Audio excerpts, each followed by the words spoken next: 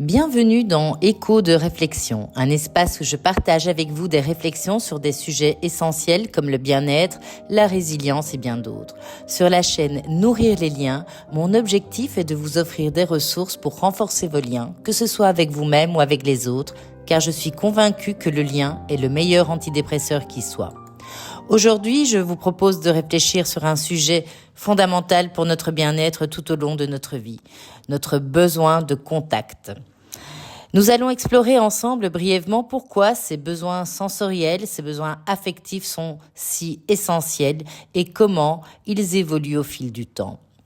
L'importance de la stimulation sensorielle et émotionnelle se manifeste dès notre naissance et ce phénomène a été mis notamment en lumière par le psychiatre René Spitz dans ses travaux dans les années 40. Il a observé en effet que les enfants qui étaient privés de l'affection et des soins réguliers développaient des symptômes graves comme l'apathie et la régression de leurs capacités cognitives. Et Spitz a qualifié ce phénomène de marasme affectif, c'est-à-dire que c'est une forme de détérioration très sévère, donc qui est liée à l'isolement et à la carence affective. Et donc ces recherches ont montré que l'absence de contact physique et d'interaction émotionnelle est directement liée à la régression des capacités vitales chez l'enfant et donc ces enfants, s'ils sont privés de contact et de soins attentionnés, eh bien ils vont être beaucoup plus susceptibles de développer des troubles de l'attachement, voire pour certains de mourir. La réalité va nous rappeler finalement à quel point notre peau, le toucher, l'interaction humaine sont des vecteurs essentiels de survie et de développement puisque sans eux, même les fonctions biologiques les plus basiques peuvent s'effondrer. L'amour et les soins affectifs ne sont pas simplement des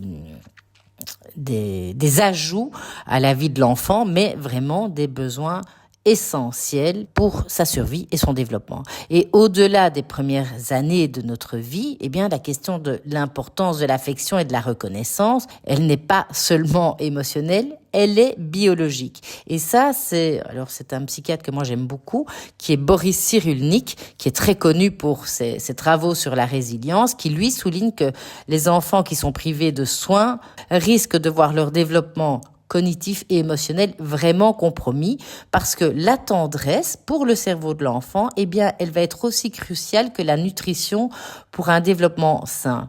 Et donc, sans ces échanges affectifs, certaines régions du cerveau, notamment le cortex préfrontal, qui lui est responsable des fonctions cognitives plus élaborées, ainsi que le système limbique qui lui va réguler les émotions, eh bien, on voit que ces zones du cerveau peuvent s'atrophier. Donc, elles peuvent perdre en volume cérébral puisqu'il y a moins d'interaction, moins de connexion. Et donc, dès les premières étapes de la vie, notre cerveau a donc besoin d'interaction émotionnelle pour se développer correctement. Et lui, Boris Cyrulnik, il insiste vraiment sur le fait que l'absence de ces stimuli affectifs va perturber le développement cérébral, en particulier la zone limbique, donc les zones qui sont liées à la gestion des émotions et au niveau du cortex préfrontal, la prise de décision. C'est dans ce sens-là que l'amour, les câlins, les liens affectifs ne vont pas se contenter uniquement de procurer du confort, mais donc sont indispensables pour un développement cérébral optimal. Et en grandissant, ce besoin de reconnaissance et de validation ne va pas disparaître, il va se transformer, puisqu'on va continuer à chercher à être vu, remarqué, reconnu par les autres, que ce soit par des regards, par des gestes, par des mots. Ce besoin se métamorphose et il va prendre des formes plus complexes parce que si dans l'enfance, on recherchait principalement des câlins, des sourires pour se sentir aimé et reconnu, eh bien à l'âge adulte, ce besoin, il va se manifester différemment.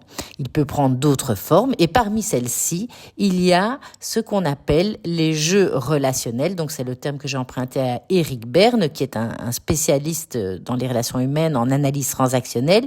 Et ce sont des dynamiques qu'on va mettre en place souvent même sans en avoir réellement conscience, mais dont l'objectif c'est d'obtenir de l'affection ou en tous les cas de se sentir reconnu, validé par les autres.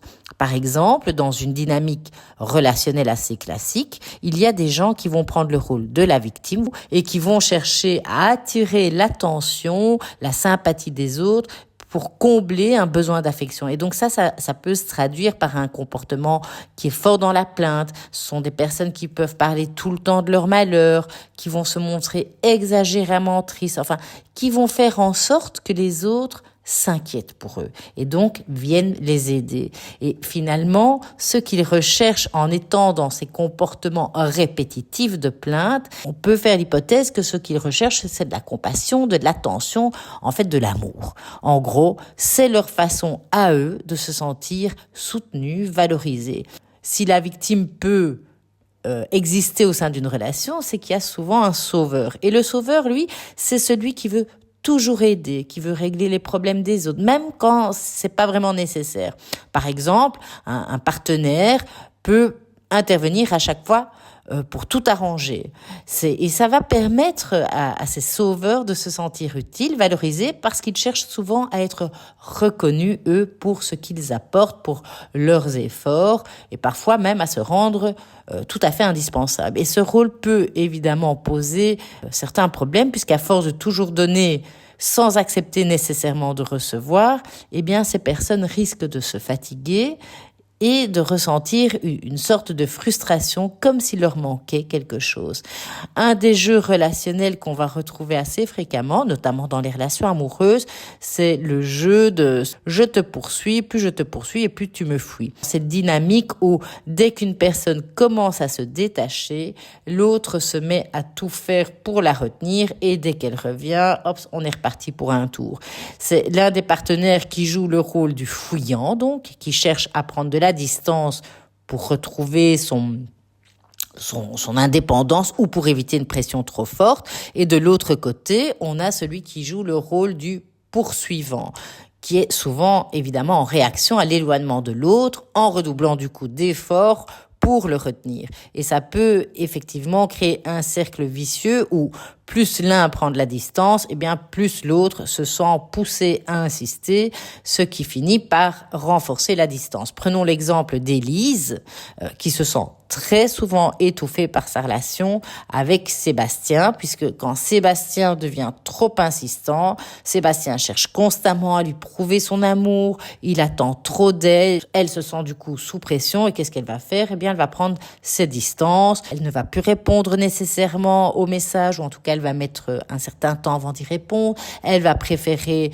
multiplier ses sorties avec ses amis. Sans Sébastien, elle préfère rester seule pour respirer un peu. Dès que Sébastien sent qu'Élise s'éloigne, il commence à intensifier ses efforts pour la retenir, il va lui envoyer encore plus de messages, il va lui dire qu'elle répond pas, il va l'appeler davantage, il va essayer de passer chaque petit moment de liberté, chaque soirée chez elle, en pensant à la reconquérir. Et le problème, évidemment, c'est au plus Sébastien insiste, eh bien, au plus elle va ressentir de l'étouffement et elle va s'éloigner encore plus. Donc, ce jeu, comme je le disais, ça devient un cercle un peu comme si on était bloqué dans une porte.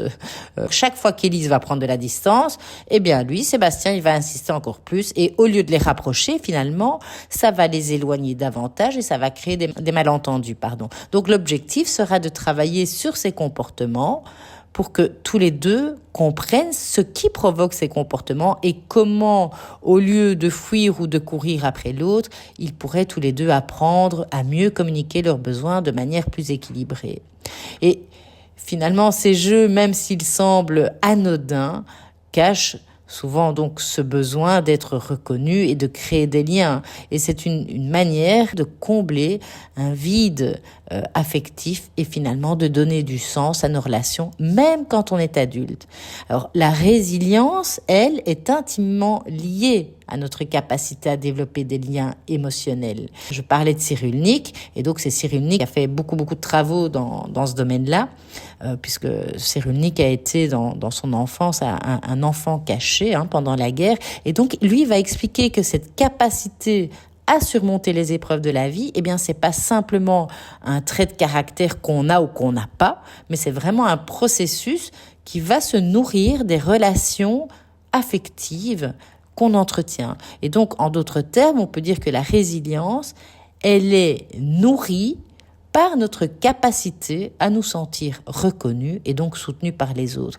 Parce que quand on traverse des épreuves difficiles, qu'il s'agisse de pertes, de traumatisme, de période de crise, eh bien la personne bienveillante qui est là pour nous, sa présence, la reconnaissance de notre souffrance et l'affection qu'on va recevoir, ce sont des facteurs essentiels qui vont nous permettre justement de rebondir et de faire face à ce qu'on est en train de traverser, à ce que l'on vit. Ces liens affectifs, c'est un peu comme s'ils agissent comme des espèces d'antidotes émotionnels. Ça va nous permettre du coup de réorganiser nos pensées et de reconstruire notre confiance pour trouver des ressources pour avancer. Plutôt que de simples manipulations, ces dynamiques relationnelles, donc ces jeux, révèlent une vérité finalement qui nous concerne tous. C'est notre besoin d'être vu, d'être compris, d'être valorisé. Et en prenant conscience de ces dynamiques, on va alors pouvoir enrichir nos relations, les rendre plus sincères, plus profondes.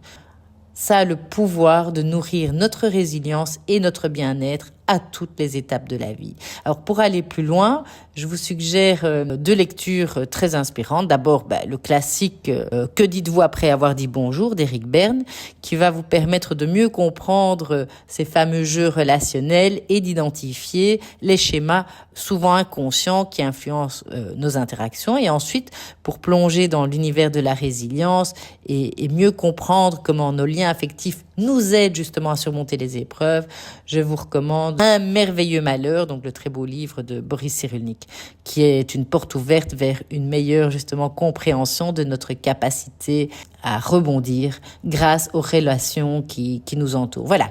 Merci d'avoir écouté cet épisode d'Écho de réflexion et évidemment, si cet épisode vous a parlé, que vous avez des questions ou que vous souhaitez simplement échanger, n'hésitez pas à laisser un commentaire, à partager cet épisode ou simplement à partager votre expérience pour nourrir nos liens, car ce sont eux qui, jour après jour, nourrissent notre humanité. À très bientôt pour un nouvel épisode d'Écho de réflexion.